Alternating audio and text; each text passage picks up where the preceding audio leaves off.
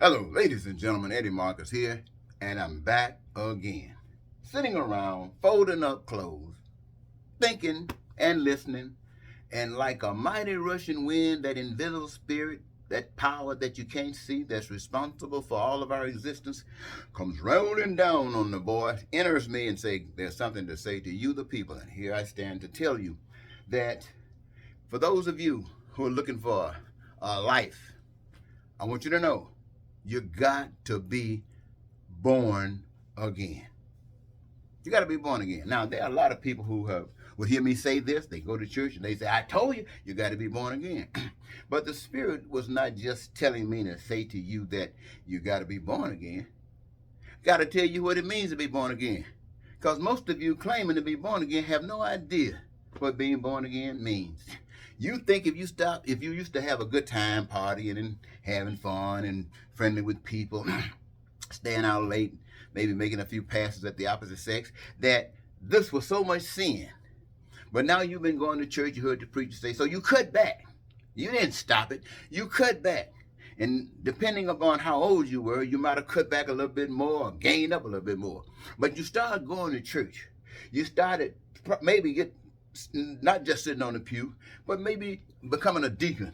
You might even start singing in the choir. You might even call yourself a minister or a pastor. You read the scriptures, you listen to the scriptures, you participate in Sunday school lessons, you participate in YPWW, you participate in things of the church. And you feel, hey, you doing this? This ain't the same you. You got to be born again. But the actions of that does not, that does not reflect being born again. Let me tell you something. Let's see if I can think of a situation here in America. Well, I can't think of a situation in America, but just let me take an American, any American that loves America, and take this American and implant that American in Russia, China, North Korea. Now, there, as a person who is an adult already developed, okay, you got your mindset. You understand what's going on based upon where you've been taught. Now, where you go, if it's totally different than where you come from, everything is strange to you, and to them, it's strange, and you don't fit in. And they will tell you, brother, I don't care where you're coming from, who you think you are. You're not going to fit in here until you are born again. What does that mean? Pull off that stuff from where you come from. It's almost like if you came from a Spanish country, now you're over here, leave Spanish over there, and you speak American over here, or English over here. That's exactly what it means, ladies and gentlemen. It's exactly what it means. It means that if you can come as an adult and trained and indoctrinated into another country, what happens when you're born as a child? And from the time you come into this world, that same old structure, depending upon what room you are in this hell, is developed and formed in you, and whatever you might be, girl, boy, straight or gay, that is in you, and that is you. Now, that's you. Everybody in America who's been living here, out of all the stuff that's going on in America, that is us. That is us. I don't care how much church we got, how many churches we got, how many preachers we got, how much money is being given to the spiritual community. We are America. This is our hell. And what does God mean when he says you got to be born again? Born again. That means you have to come into a situation where you recognize you don't have to go to another state or another country. What you do is be into a spiritual realm of things. Spiritual realm of things. Start talking to God through the Spirit, looking for answers through the Spirit, not what's coming from down the street, not what's coming from up there from Sally Sue, not from this Jehovah's Witness, not from this Baptist, but listen to the Spirit that comes into you. You listen to that. Now, that Spirit is going to tell you something different. And what that Spirit tells you, if it's from God, it's about love. And you can determine if it's from God about love, because if you're talking about love, it's something that's unique, that changes you in the way you act toward others. And if it's not of love, it's right in line with what's going on all around you. And as you become more evil, then that around you becomes more embracive. That's when you can get away with stuff. That's when Trump and his people can get away with stuff, because they're expressions of a greater evil, where we are what most evil people are trying to go. But when that spirit of love comes into you, it's altogether different. What happens? Then you begin to be changed inside. And by being changing inside, that starts being reflected on the outside. And what are you doing now? You are being born again in the middle of a hell. Now what happens? You don't fit in. They don't need to tell you. You already know it. How do you know it? And how is it evident that you have been born again? Because you're not embracing what's been going on, what you used to embrace. You're not trying to be one of them. It's not that what. Let me tell you, ladies and gentlemen, there are certain things that's essential. And that's what it's all about. I always talk about it. You're here, you got to survive. Food, clothing, shelter, education, healthcare, transportation, infrastructure, and all of those other things, even going to SpaceX, all of those things are possible, and they're made and designed for you, if that's what you decide that you want. But there is a way to do it. There's a righteous way and an unrighteous way. Let me give you an example. All of you know that if you're living, you need some place to stay. You need home, a house, a shelter. You know that. So anybody who wants to be, responsive to the people got to address the concerns of the people. Housing, that's a fantastic thing. It answers all people. Now, God has a way for everybody to have housing, and the anti-God has a way for everybody to have housing. The God way is you need it. Everybody got a gift that is relative, and you allow the participation in the process, and you create with all the people that's in housing, enough housing for everybody in kinds and types of housing that no one would be homeless. Now, that's God's plan. Everybody got to want your shelter. Individuals, you don't have to be a couple that come together and get shelter. Everybody got access. If you're a couple, you don't need two. If you're one, you need one. If you're big, you need big. But God has a plan. It's a beautiful thing. But then Satan comes along and says, yeah, everybody gotta have housing, but how can I exploit that? How can I exploit the fact that everybody needs housing? Costs money. It costs money. Now, how is the exploitation in housing with money? If you got money, you can get housing. If you don't, you can't. If you can afford the housing based upon the prices that they put on it, maybe you got to rent. They getting your money. Now you are being exploited. Being exploited.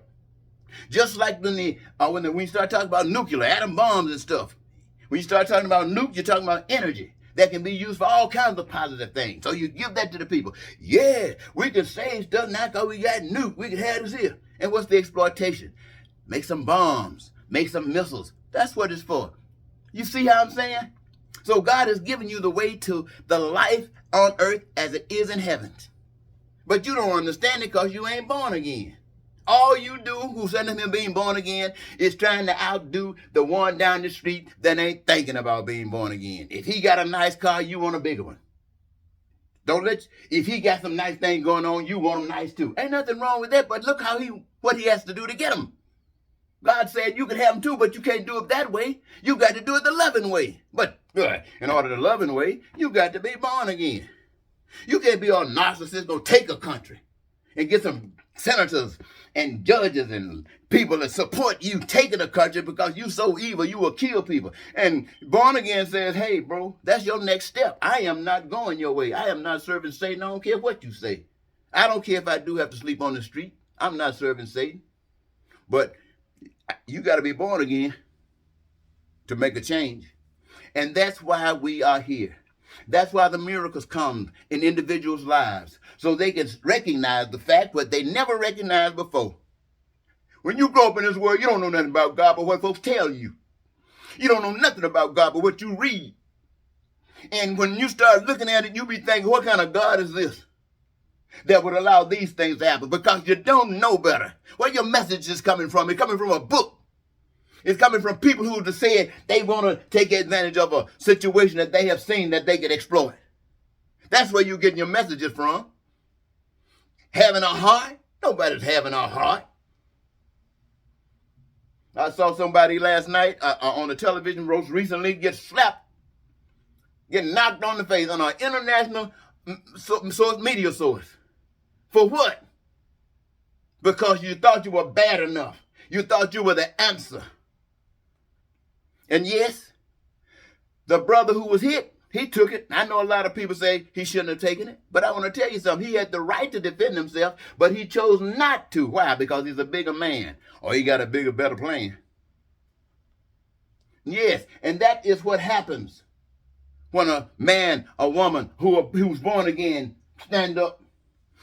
When you stand up and do innocent stuff, that devil is going to come at you. I heard somebody say Denzel Washington had made a comment that when you're at your greatest moment, and I'm paraphrasing a little bit, that's when the devil come at you. And if you don't watch it, that's when he grabs you. Now you think you're it. Now you think that you're the best of everything. Why? You're a part of this. When you're born again, you know where the power is. It's not in you, it's in God. And it's using you to do a small part in glorifying him. Now that you have seen the miracle, you know God, other folks don't. So you walk according to God's way, not trying to see if you can be your house, as I said a moment ago, that your house can be as nice as that person's house down the street, and you have to do the same things that they have to do to get that money to do it. Bow yourself, bend yourself, just trying to fit in so you can be blessed by this as opposed to being blessed by the Spirit so you can change this. Changing this, maybe my friends, might seem to be a rough time in your own life. It might seem to be very rough. You say, I don't want to go through this. But if you want things better, if you got children, if you want things better, if you think you might have grandchildren, you want things better for them, then that's when your life has some importance. That's when you can see the love of God being penetrated through you to bless those that are come, that's to come, and using you at the moment to do it. You are a tool of God's love, not the destruction. But you're going to find if you are not born again, you can't see it like that. And you can walk around going to church, paying tithes and offering, call yourself a big mega this and big mega this, with your mansions and your coal, you headed straight to hell. No, you already in hell. And the truth of the matter is that you're one of the biggest workers in hell. And that's why you're shining with all the benefits of hell. Hell! Well, did I say it? Thank you, ladies and gentlemen, for giving me your time. Bye-bye.